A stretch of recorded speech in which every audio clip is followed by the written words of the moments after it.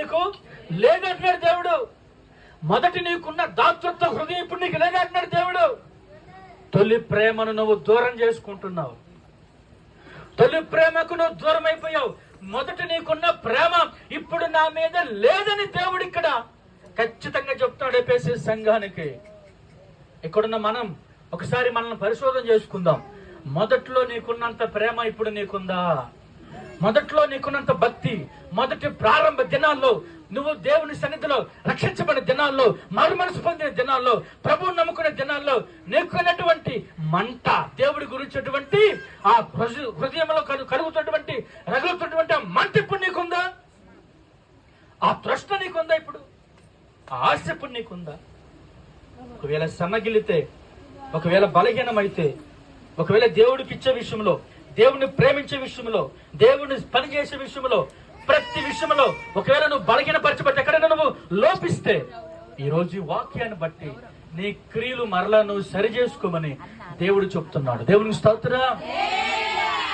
ఒకవేళ నువ్వు మరలా తొలి ప్రేమలోనికి రాకపోతే నీ దీపస్తంభాన్ని తీసి అవతల పడేస్తాను, జీవవృక్షాన్ని ఇవ్వను.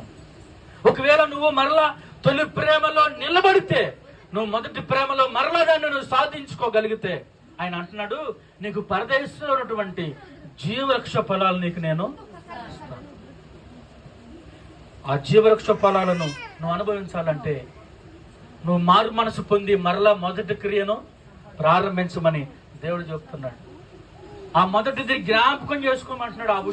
ఆ తీవ్రతను, ఆ అభిషేకాన్ని, ఆ యొక్క ఆశను, ఆ తృష్ణ, ఆ మంట, ఆ భక్తి, ఆ విశ్వాసం, ఆ ప్రార్థన, ఆ దాతృత్వ హృదయం, దేవుడి కోసం పనిచేసే మనసు మరలా మరలా నీలో పురుకొలచబడాలి. దేవునికి స్తోత్రం చెప్పండి. మరలా నీలో అది ఉత్తేజించబడాలి. దేవుడు ఆ రీతిగా మిమ్మల్ని చేయును గాక. ఈ ఎఫెసీ సంఘంలో ఉన్నటువంటి ఓ గొప్ప లక్షణాలు కలిగి ఉందము గాక.